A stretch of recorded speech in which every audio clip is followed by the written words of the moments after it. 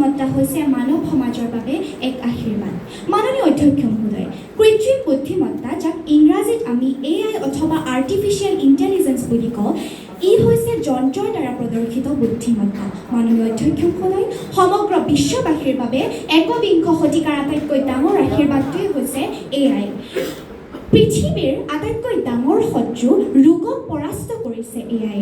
2020 চনত ডিপ মাইণ্ডৰ আলফা ফল্ডে 50 বছৰ ধৰি জুৰুলা হৈ থকা প্ৰটিনৰ গঠন সমস্যাক মাত্ৰ 2 দিনৰ ভিতৰতে সমাধান কৰি উলিয়ালে। ফলত আলজাইমাৰ, কৰ্কট আদিৰ ৰোগৰ দৰৱ মাত্ৰ 10 বছৰৰ সলনি 2 বছৰতে ওলাব। মাননীয় অধ্যক্ষ মহোদয়, WHO অথবা ৱৰ্ল্ড হেল্থ অৰ্গেনাইজেশ্যনৰ তথ্য মতে কেৱল মাত্ৰ AIৰ দ্বাৰা 10 নিযুত প্ৰাণ ৰক্ষা পৰিব। মাননীয় অধ্যক্ষ মহোদয়, মাইক্ৰ'ছফ্টৰ ফাৰ্মবিজ AIয়ে ভাৰতীয় আৰু কেনিয়াৰ খেতিয়কক কেতিয়া বীজ সিঁচিব, কিমান সময় পানী দিব আদি আগতীয়াকৈ জনাই দিয়াৰ বাবে আজি উৎপাদন 30% বৃদ্ধি। মাননীয় অধ্যক্ষ মহোদয়, কাজিৰঙাত ট্ৰায়েল গাৰ্ড AI কেমেৰা বহোৱা হৈছে। এই কেমেৰাই মানুহ আৰু জন্তুৰ মাজৰ পাৰ্থক্য ধৰিব পাৰে। সেইবাবে কাজিৰঙাত চোৰাংচোৱা চিকাৰী সোমালে আজিকালি বন্যকৰ্মীৰ মোবাইললৈ মাত্ৰ 30 ছেকেণ্ডৰ ভিতৰতে এলাৰ্মসহ ফটো যায়। সেইকাৰণে 2022 চনৰ পৰা আজিলৈকে গড় হত্যা প্ৰায় 0। মাননীয় অধ্যক্ষ মহোদয়, পৃথিৱীত আজিও 26 কোটি ল'ৰা ছোৱালী বিদ্যালয়লৈ যাব নোৱাৰে, কিন্তু খান মিগো AI টিউটৰে দক্ষিণ চুডানৰ শৰণাৰ্থী শিবিৰৰ শিশুকো বিনামূলীয়াকৈ গণিত পঢ়ায়। মাননীয় অধ্যক্ষ মহোদয়, চাহ বাগিচাৰ ছাত্ৰ এজনে আজি অসমীয়াত AIৰ দ্বাৰা বিজ্ঞান পঢ়িব পাৰে। বাংলাদেশৰ গ্ৰাম্য মহিলাই আজি সুফলা AIৰ জৰিয়তে ব্যৱসায়ৰ পৰামৰ্শ লৈ নিজৰ উদ্যোগ খুলিব পাৰিছে। বিৰোধী পক্ষৰ সদস্যসকলক মই বিনয়েৰে ক'ব খোজোঁ যে AI আমাৰ বাবে কেতিয়াও অভিশাপ নহয়। AI হৈছে লুইতৰ বুকুত বান্ধিব খোজা দলংখন। AI হৈছে ভাৰতক বিশ্বগুৰু বনোৱা ব্ৰহ্মাস্ত্ৰ। AI হৈছে মৃত্যু মুখৰ পৰা মানৱতাক কাঢ়ি অনা অমৃত। মাননীয় অধ্যক্ষ মহোদয়, বিৰোধী পক্ষৰ সদস্যসকলক মই সুধিব বিচাৰিছোঁ যে জোনাকীয়ে জানো সূৰ্যৰ মূল্য কমাব পাৰে?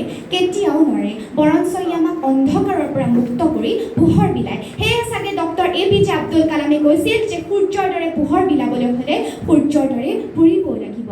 মাননীয় অধ্যক্ষ মহোদয়, ৱৰ্ল্ড বেংকে কৈছে যে 2030 চনৰ ভিতৰত 30 কোটি মানুহ দৰিদ্ৰতাৰ পৰা মুক্ত হ'ব। বিৰোধী পক্ষৰ সদস্যসকলে হয়তো নাজানে যে 2023 চনত তুৰস্কত হোৱা ভূমিকম্পত AIয়ে ধ্বংসস্তূপৰ তলত থকা মানুহৰ মোবাইলত এলাৰ্ম দিয়া বাবে 5,000 জনক জীৱিত উদ্ধাৰ কৰিব পাৰিছিল। মাননীয় অধ্যক্ষ মহোদয়, নাছাই আজি মহাকাশৰ গভীৰতা অন্বেষণ কৰিছে AIৰ বাবে। মাননীয় অধ্যক্ষ মহোদয়, আমি যদি এখন সুস্থ শৃংখলাবদ্ধ পৃথিৱী গঢ়িবলৈ বিচাৰোঁ, তেন্তে আমাৰ হাতৰ মুঠিত কৃত্ৰিম বুদ্ধিমত্তাক ৰাখিব লাগিব, যিটো উন্নত ৰাষ্ট্ৰ জাপান, দক্ষিণ কোৰিয়া, চীন আদিয়ে কৰিছে। বিৰোধী পক্ষৰ সদস্যসকলক মই ক'ব বিচাৰোঁ যে AIৰ আমাৰ দৰে হৃদয় নাই। AI বুজি নাপায় আমাৰ মাৰ মৰমৰ ভাতৰ সোৱাদ। AIয়ে সুধা কণ্ঠ জুবিনদাৰ গীতত চকুলো নুটুকে। AI হৈছে আমাৰ বাবে দাহ আৰু মালিক হৈছোঁ আমি। AIক আমি মানৱতাৰ কামত লগাব লাগিব। সেই তাহানিতে যদি আমাৰ ককা আইতাই অভিশাপ বুলি বিদ্যুতক ঘৰৰ ভিতৰলৈ সোমাব নিদিলেহেঁতেন, তেন্তে চাগে আজিও আমি অন্ধকাৰত থাকিব লগা হ'লহেঁতেন। মাননীয় অধ্যক্ষ মহোদয়, ৱৰ্ল্ড ইকনমিক ফৰ্মৰ মতে 2025 চনৰ পৰা 2030 চনৰ ভিতৰত 9.7 কোটি নতুন চাকৰি সৃষ্টি হ'ব। মাননীয় অধ্যক্ষ মহোদয়, যেতিয়া কম্পিউটাৰ মানুহৰ জীৱনলৈ প্ৰথম আহিছিল, তেতিয়া পৃথিৱীখন বহ কৰিব বুলি মানুহে কৈছিল। যেতিয়া ৰেলগাড়ী প্ৰথম আহিছিল, তেতিয়া মানুহে ভয়তে ধোঁৱা দানৱ বুলি কৈছিল। কিন্তু আজি সেই ৰেলগাড়ীতে উঠি আমি দিল্লী, মুম্বাই কি বিভিন্ন ঠাই ভ্ৰমিব পাৰোঁ। আৰু AI হৈছে আজিৰ সেই ৰেলগাড়ী। আপুনি ভয়ত ষ্টেচনত ৰৈ থাকিব নে ভৱিষ্যতৰ দিশে যাত্ৰা কৰিব?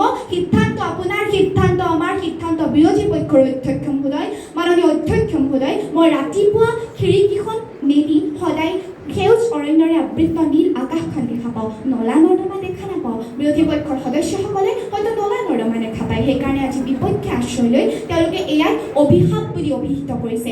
এই মুহূৰ্তত মোৰ সুধাকণ্ঠ ডক্টৰ ভূপেন হাজৰিকাদেৱে কোৱা এষাৰ কথালৈ মনত পৰিছে যে সাঁচি পাতে ভাষা দিব, চিফুলে আশা দিব, বিজ্ঞানে আনিব জোৱাৰ। সময়ৰ অগ্ৰগতিৰে আমি যদি AIৰ ৰাজত উঠি বিজ্ঞানৰ জোৱাৰৰ লগত বিলীন নহওঁ, তেন্তে আমি সদায় উন্নত ৰাষ্ট্ৰবোৰৰ বশ হৈ থাকিব লাগিব। বিৰোধী পক্ষৰ সদস্যসকলক শেষত মই এয়াই ক'ব খোজোঁ যে যুক্তি দিলেই তৰ্ক নহয়, তৰ্কত লাগে বাস্তৱিকতা।